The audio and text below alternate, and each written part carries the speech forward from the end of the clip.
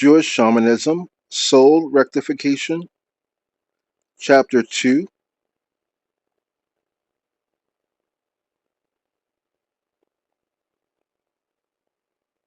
Rectification, Part 4, Reasons for Ibur.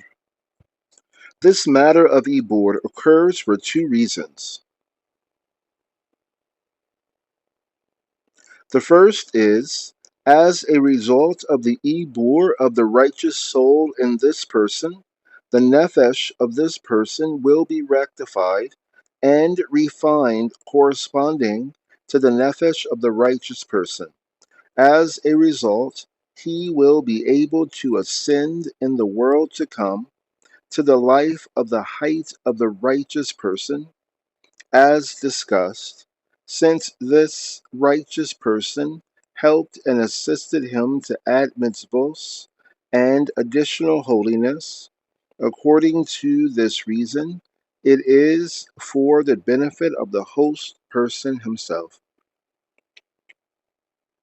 Another second reason is that it is for the benefit of the righteous person himself, the ibur within him, since he helps to add mitzvos and their rectification, he will receive a portion in them.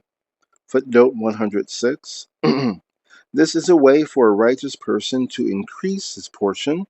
Left, this is a way for a righteous person to increase his portion in the world to come,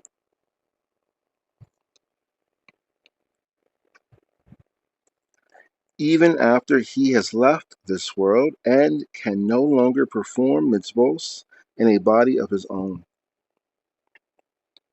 This is the salt of what they, Zails, wrote. Great are righteous people because even in death they merit children. Sanhedrin 47a. By causing the person to merit, he becomes like a father who guides and assists, and himself merits for this reason, as mentioned. And know this righteous person, since he entered this person to assist him during his life besod ibur, as discussed, and not besod reincarnation, he is close to reward and distant from loss. Footnote Bava, footnote 107, Bava Metzia 7a. This is a borrowed phrase that is used by the Talmud in reference to loans involving interest, close to reward and distant from loss. For if this person does a mitzvah, he will receive a portion of the reward. This is the salt of what they, Za'il, have written.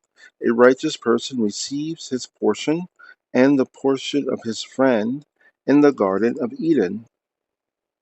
Footnote 108. This is the Garden of Eden, a level of the world to come. Chikiga 15a. Some say Janat al Firdos. Understand this deep sod, but now is not the time to expand upon it.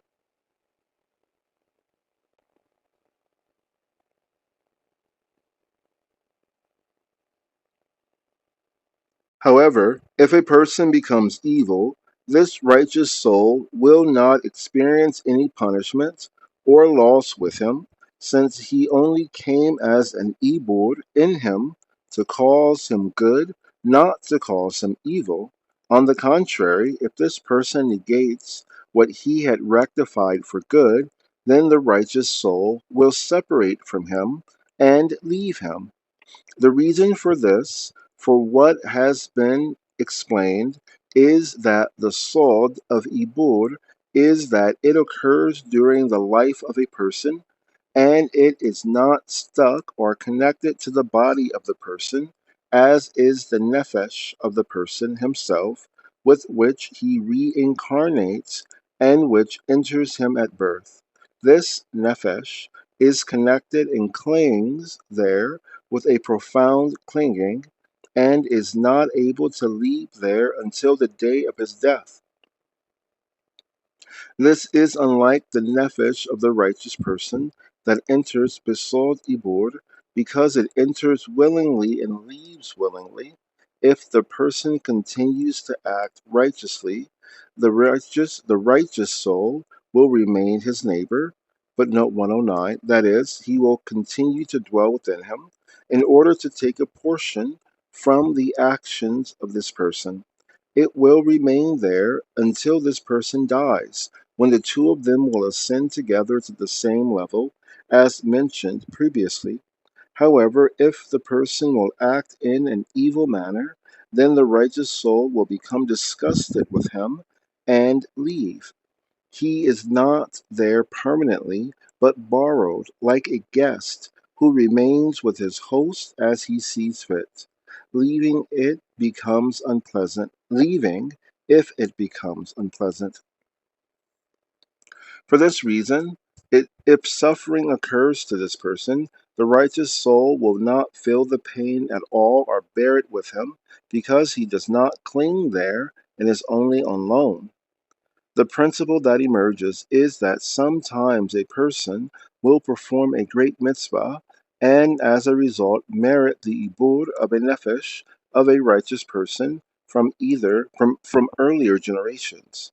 Consequently, it becomes possible to become rectified and refined to such an extent that the nefesh of this person actually returns on the level of the nefesh of the righteous person.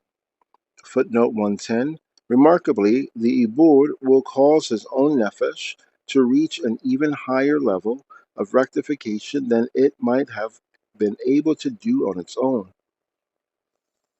Then the person must complete his ruach and neshama as well, refining them tremendously until they become fitting to be clothed by such a refined nefesh. Footnote 111. A higher level of nefesh will require a higher level ruach and neshama. After this, he will literally be on the same level of this righteous person and ascend to above, to the place from which the root of his soul, my note, the soul is blood serum.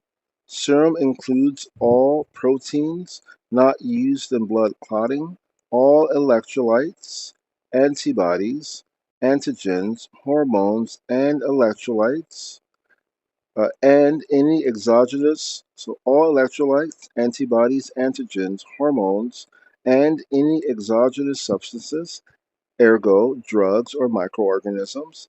Serum does not contain white blood cells, leukocytes, red blood cells, erythrocytes, platelets, or clotting factor. Wikipedia.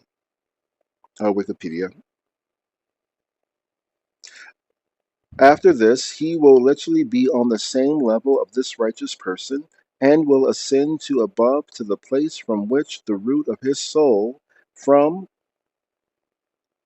had been hewn. And I've another note of mine. I've called this Dwarfheim, Duarheim, Durheim, Horizon World. So a dwarf is well known as a type of being that lives within the Tolkien universe. However, that name comes from Duar, which are these circular orbs of light, type of angel, and Heim means a place where they live. Durheim or Dorheim, a Dur is a precious jewel or some kind of ruby or diamond, and it's said that there are spirits who live within them that assist the person in their life, just like any board would assist you, but don't they don't suffer with you. They only benefit from you, and sometimes they'll crack, or otherwise you'll lose them when they become disgusted with the work you're doing. And then I added Horizon Worlds, which is from the MetaQuest system, which has a bunch of doors that are made of light that you can go in and out of. Uh, and it's a similar to this type of place. And then footnote 112, the places in the Sephiros from which souls originate are often regarded to as quarries. And so in Horizon Worlds, you can use their bricks, so to speak, to build your own world. So the paragraph without notes. After this, he will literally be on the same level of this righteous person and will ascend to above to the place from which the root of his soul from had hewn. All of this is because of the help and assistance of this righteous soul.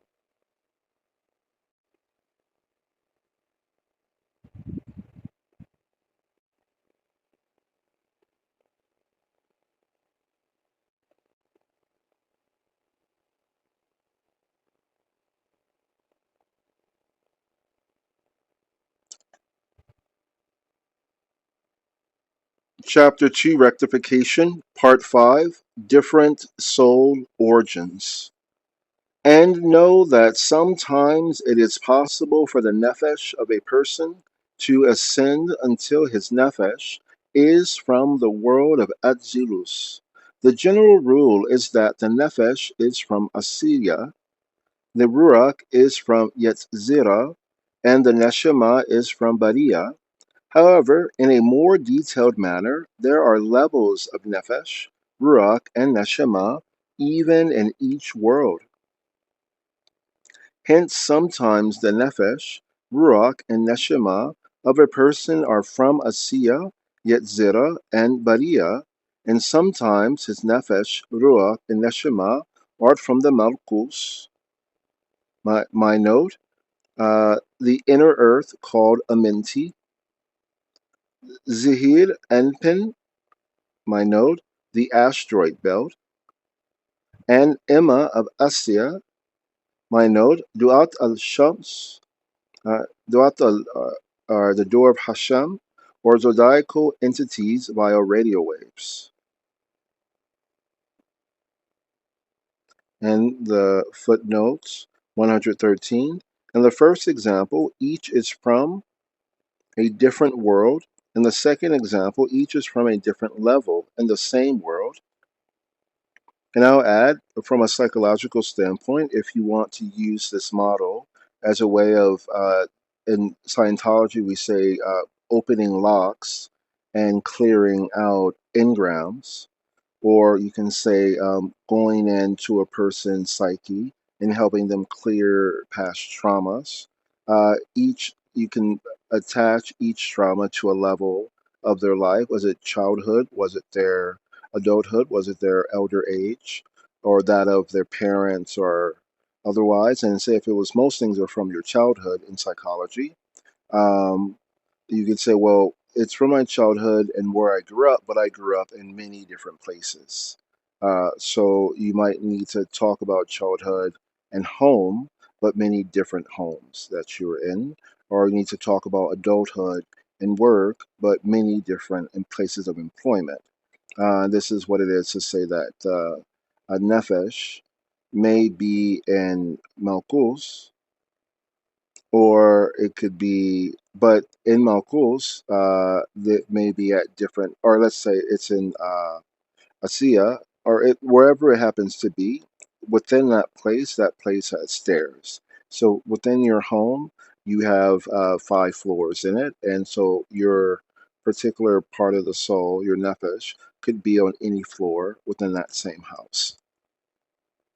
In this way, you can help a person manage, say they have a difficulty talking about one issue, they can then talk about another. Or if you're self auditing, this is a way that you can go about it yourself. So at the end of the day, however mystical or magical or real these instructions are, you can apply them or adapt them to some type of psychological or mystical regime as a metaphor for something that you do believe is real instead of throwing it out completely. Back to the text. Sometimes the three of them are from Yetzirah, or the three of them are from the world of Bariah. So once again, hence sometimes the Nefesh, Ruach, and Neshama of a person are from Asiya, Yetzirah, and Bariah, and sometimes his Nefesh, Ruach, and Neshama are from the Malkus, Zahir Anpin, and Emma of Asiya. Sometimes the three of them are from Yetzirah, or the three of them are from the world of Bariah. Sometimes all of them are from Atzilus, Nefesh from Nukva of Zahir Anpin. Footnote 114, the Malkus or Asiya of Atzilus, Ruach from Zahir Anpin, the Yetzirah of Atzilus, footnote 115, the Yetzirah of Atzilus, Neshama from Emma, which is, footnote 116, the B'nai of Atzilus, Chaya from Abba, and Mino, Leo is Abba, Aquarius is Ibn, father or son. And footnote 117, the Chokmah of Atzilus. So, without the assistance, sometimes all of them are from the Atzilus, Nefesh from Nukva of Zeir Anpin, Ruach from Zeir Anpin, Neshama from Emma, Chaya from Abba. Sometimes Nefesh is from Asiya, and Ruach and Neshama are from Yetzirah.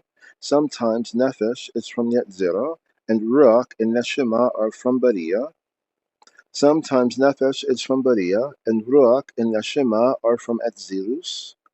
It is likewise with respect to each detail in the four worlds of Atzilus, Bariah, Yetzirah, and Asiya, as it is known. This is because each of the four worlds of Atzilus, Bariah, Yetzirah, and Asiya incorporates the four worlds of Atzilus, Bariah, Yetzirah, and Asiya. And from the 10 Sephiros, and likewise 10 within 10 infinitely, the pen is not able to expand upon all of these details because their number is uncountable. The understanding person will comprehend and make connections on his own. My note: the most important to know is your own. I know my own membership in an organization called the AA, which believes members can receive numerical ciphers telepathically by haptic interface. My cipher is 7 degrees equals 4 square, or Bariya of Yetzirah, Chesed of Netzach, at the time of this reading. Membership can be gained from the AF and AM branch of United Grand Lodge Masonry, non-speculative, just initiatory. Nefesh, my original, 7 degrees equals 4 square. Ruach, the first named Christopher. Neshama, David Amelech, the Psalmster. Disaster. So this is a way that I've decided that whether or not these beings are here with me, these are the metaphors that I want to focus on at this time in my life. Be like these beings or these levels of the tree of life. The Sephirotic tree, the Kabbalah tree, and say, what do I want to do with myself? What kind of personality do I want? Who do I want to be like? I'm bored. I want to do something else. Or as I read this, who am I most like? So you don't have to believe absolutely that they descend from some heaven above or below and attach themselves to you. It could just be that you've read a lot of good stuff about these people and you attach their particular way of approaching God or life or rulership or war even to your own life. And so that's kind of the way I approach it for a, the practical way of doing it. However, you should know that when it says that sometimes the Nefesh, Ruach, and Neshama are from Yetzirah or from Bariah, etc., this is not to say that he does not have a Nefesh from Asiya at all. As it is known, even the Shekinah, footnote 118, the divine presence, which is called Malkus Nes, Footnote 119, there is a sense of divine presence even as low as the world of Asiya. In Asiya, how much more so the nefesh of a person? Footnote 120, as the Torah states in Parashash Teruma, God dwells amongst men, literally.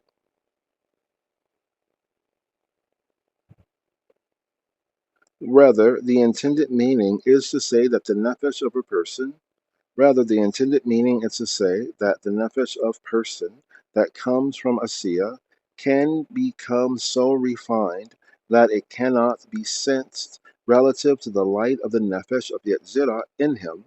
At that point, it is called the nefesh of Yetzirah. Footnote 121, it can ascend so close to the world of Yetzirah, above it, that its light can become almost as bright as the lowest level of Yetzirah, and be imperceptible, as will be like the nefesh of Yetzirah.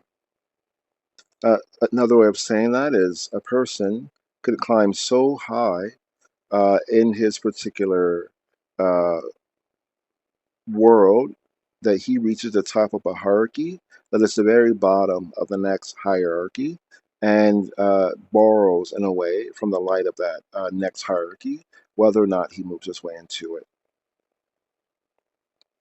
It is the same for the rest of the divisions, so that when it is said that he has a nefesh, ruach, and neshama from Atzilus, it means clothed with the nefesh, ruach, and neshama of Asiya, Yetzirah, and Bariah.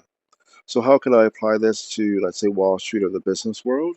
So not only, or so I have a legal background, and I've worked at a law firm in Minneapolis, Robbins Kaplan, and there, the goal, again, the goal in law is to become an associate, become a summer associate, become an associate, become a senior associate, become a partner with a corner office, become a shareholder these days. So you share in the winnings above costs at a certain pattern, and to eventually keep those shares into retirement, and hopefully get a judgeship. So the closer, so for the summer associate who is in his second year, and very close to the junior associates, as if he's one of them, to the other summer associates, he shines very, very bright, as if he's already made it. He hasn't made it yet, but it's like he did. And if you're an associate in a law firm, and you're very close to the senior associates, either in time, maybe you're at the 4 year mark, hitting your fifth year, or you just have been called on certain projects because you have a specialty that the firm really needs, and they bring you into a lot of those meetings. You, as a junior associate, shine as if you were a senior associate, and that senior associate who's at year 8, for instance, who's been doing the hard work to make partner, um, and is only in meetings with partners at this point. When he comes back to still attends the senior associate meetings or the associate meetings, he can shine with the light of the partners and let the people know what's going on. And for the shareholders, it's not that you're not with the partners the entire time, but when you're a partner close to the shareholders, well, in that way, maybe they buy you things, and they give you gifts. You get to attend their same functions and gatherings, and they buy you a membership at the country club. And this way, you become close to the shareholders, even if you haven't become one yourself. And when you're a shareholder, you maybe you're very close to retirement, and you see some of those guys and gals out on their yachts or in their mansions or other places like that. And either you begin planning your own, or they take you out every so often. You visit the retired people, get some of their opinions, and you get to see a little bit of what life is like in that stage. Some people will be in government at that point. So at each level, as you make it closer to the next one, you shine with the light of that level down onto everyone else. And so that's the kind of Ayn Rand and uh, put, put yourself up in a sense that, but once you get up there, shine that light back so people can see what it is that they are to do and expect. And you are a go between the two worlds, your mediator. Okay. So just reading what all that was about once again. It is the same for the rest of the divisions, so that when it is said that he has a nefesh, ruach, and neshama from Atzilus, it means clothed within the nefesh, ruach, and neshama of Asiya, Yetzirah, and Bariah, Rather, they are not referred to by name, since all of them are secondary and therefore referred to in terms of Atzilus. From this, you may derive the rest of the details mentioned. 6. Yibum. This is Chapter 2, Rectification, Part 6, Yibum. There is another distinction with respect to reincarnation itself between reincarnation into an entire designated body and reincarnation through a brother called the Sod of Ibum. If a man, footnote 124, if a man dies, leaving his wife childless, surviving a surviving brother, the Yavam has a mitzvah, a positive thing, if he can do it, to marry his sister-in-law, Devarim 25:5, the Yavama, on behalf of his deceased brother, to perpetuate his name, hence the name Ibum. So imagine, uh, well, and God forbid, your brother, who is 31 years old, gets married to a young lady who is 26, and on your brother's 20, you know, or 32nd birthday, he becomes deceased. Maybe he's in the military or somewhere else. And you, at 24, are not yet married. Well, if you can, and if she agrees, if you marry your brother's wife, make sure that the woman he married, that your family brought into your environment, um, is able to produce a child from your father and grandfather's line, which is why she married into your family in the first place. You can do that by marrying her, and let's say she is comfortable with a direct sexual engagement. Dakla, as they call it in Arabic, then that is fine. Of course, you're married. St. Paul had a Pauline marriage, though, where two people who are married do not have intercourse with each other. However, a man, and this is not in vitro, where you take out an ovum and then you remove semen and you pick a particular spermatozoa and inject it with a needle into an ovum. That's not what we're talking about here. We're talking about someone who ejaculates semen and a woman who then takes that semen in a vessel and places it within her body and produces a child. And that way, then your brother, through the wife he chose or was chosen for him, has a child in the family.